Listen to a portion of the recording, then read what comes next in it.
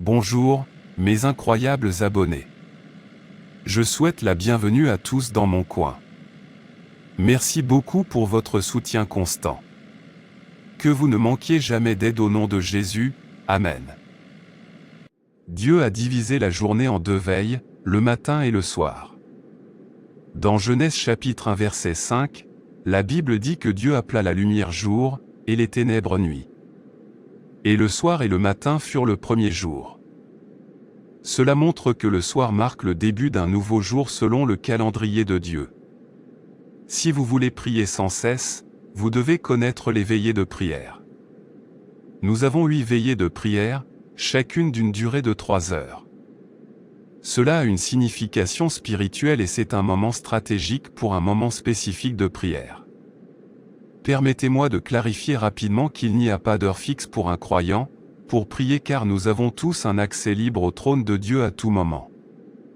Vous découvrirez que Daniel a prié 3 fois par jour, car il a compris que si je peux contrôler veillées de prière, alors j'ai le contrôle total de ma journée. Et c'est pourquoi, lorsqu'ils capturèrent Daniel et le jetèrent dans la fosse au lion, il s'était déjà occupé du lion auparavant en priant.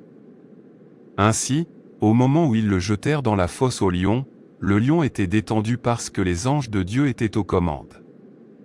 La Bible dit que le roi vint le matin et dit, « Daniel, serviteur du Dieu vivant, ton Dieu que tu sers continuellement peut-il te délivrer du lion ?» Daniel 6h20.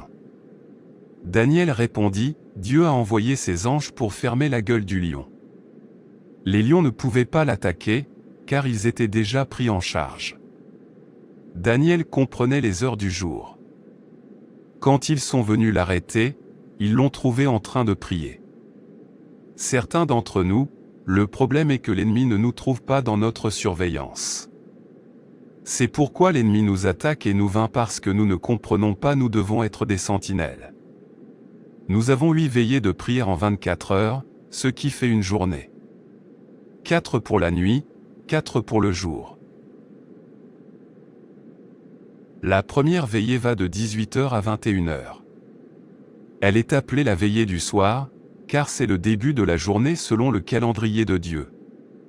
C'est un moment de réflexion et d'action de grâce.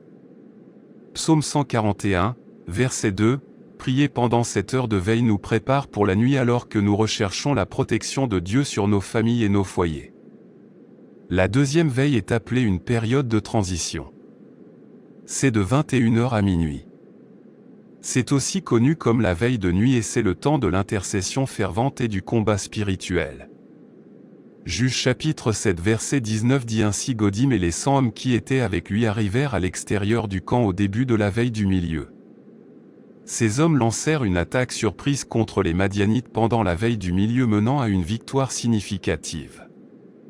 La troisième veille dure de minuit à 3h du matin et s'appelle la veille de minuit.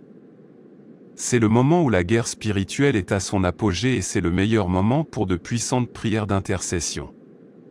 De nombreuses activités démoniaques ont lieu pendant cette période et il est essentiel que les croyants soient vigilants et prient. Jésus dit à ses disciples de veiller et de prier, mais ils s'endormirent. Puis le Seigneur Jésus revint et leur dit dans Marc chapitre 14 verset 37, « Vous n'avez même pas pu veiller avec moi 1 heure, l'esprit est bien disposé, mais la chair est faible. Priez, afin que vous ne tombiez pas dans la tentation, parce que vous n'avez pas pris la garde. » Cela ne veut pas dire qu'un croyant doit rester debout toute la nuit à prier, mais prier même si c'est pendant 10 minutes. Dans Actes chapitre 16 verset 25, Paul et Silas ont prié et chanté des louanges à Dieu à minuit, et les portes de la prison ont été ouvertes, et leurs liens ont été déliés. Les prières de minuit sont très puissantes. La 4e veille commence de 3h du matin à 6h du matin et est connue sous le nom de veille du petit matin ou de dernière veille de la nuit. C'est un moment de visite et de renouvellement divin.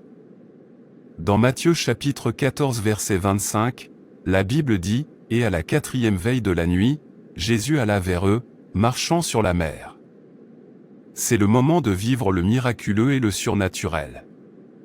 C'est une heure de visitation divine et de rencontre surnaturelle.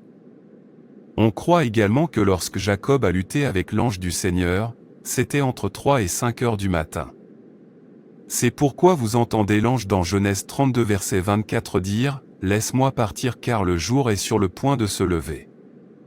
Jacob a eu une rencontre qui a changé sa vie et sa génération, à cause d'une rencontre qu'il a eue à une certaine heure de veille. Si vous êtes un intercesseur ou un gardien, cette heure de veille est très importante pour que vous vous réveilliez et commandiez votre journée, pour prier sur les rêves et les révélations que vous avez eues pendant votre sommeil. La vie de prière de Jésus nous montre l'importance de chercher Dieu pendant ces moments stratégiques. La veille suivante est la 5e veille, qui dure de 6 heures à 9 heures et s'appelle la veille du petit matin. C'est le moment des déclarations et des bénédictions.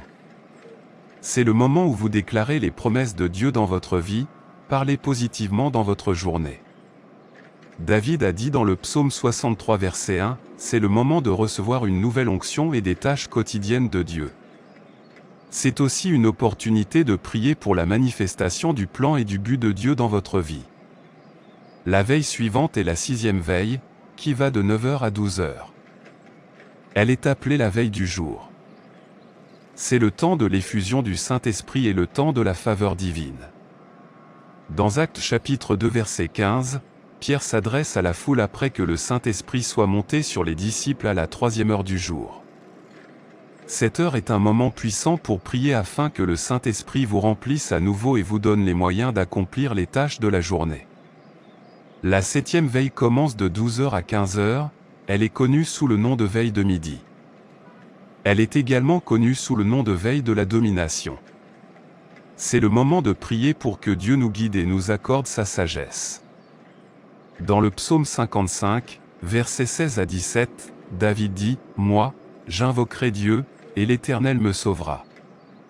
Le soir, le matin et à midi, je prierai et je crierai à haute voix, et il entendra ma voix. » Cette veillée est importante pour prier pour l'intervention de Dieu dans les situations critiques et pour rechercher sa direction dans votre vie.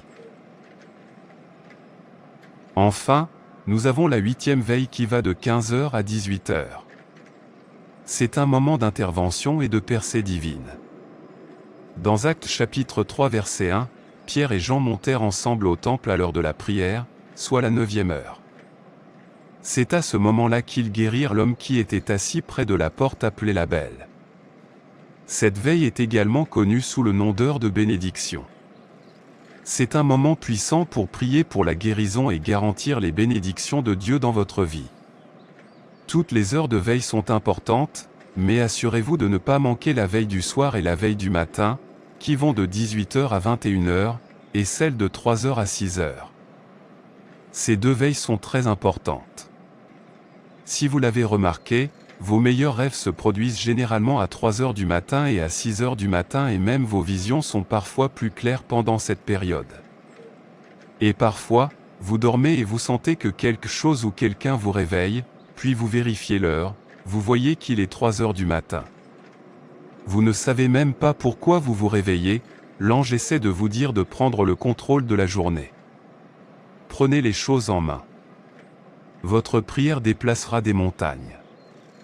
S'il vous plaît, prenons note des heures de veille et n'oublions jamais de dire un mot de prière. Souvenez-vous que Jésus nous a ordonné dans 1 Thessaloniciens 5 verset 17 de toujours prier sans cesse. Que le Seigneur nous aide au nom de Jésus, Amen. Je veux nous encourager à toujours fixer nos yeux sur Jésus, l'auteur et le finisseur de notre foi. Ne donnez pas à l'homme la foi que vous devriez donner à Dieu. Ne donnez pas votre confiance en l'homme. Ne donnez pas votre désespoir en l'homme. Ne gardez pas les yeux fixés sur l'homme, mais fixez-les sur Jésus. Votre espoir doit reposer sur Dieu et non sur les hommes, votre confiance doit reposer sur Dieu et non sur les hommes. Prenez en charge votre famille. Prenez en charge votre mission. Prenez en charge votre environnement. Prenez en charge vos émotions. Prenez en charge votre mission. Il est temps de prendre les choses en main et d'avoir le contrôle. J'espère que cette vidéo a été une bénédiction pour nous. N'oubliez pas de donner un coup de pouce à cette vidéo, de la partager, de laisser un commentaire, d'activer la cloche de notification et de vous abonner à cette chaîne. Merci et que Dieu vous bénisse. Que notre vie de prière soit ravivée et que le Saint-Esprit nous remplisse de nouveau au nom de Jésus. Amen. Et voici la confiance que nous pouvons avoir en lui, que si nous demandons quelque chose selon sa volonté, il nous écoute. 2 Jean 5 verset 14.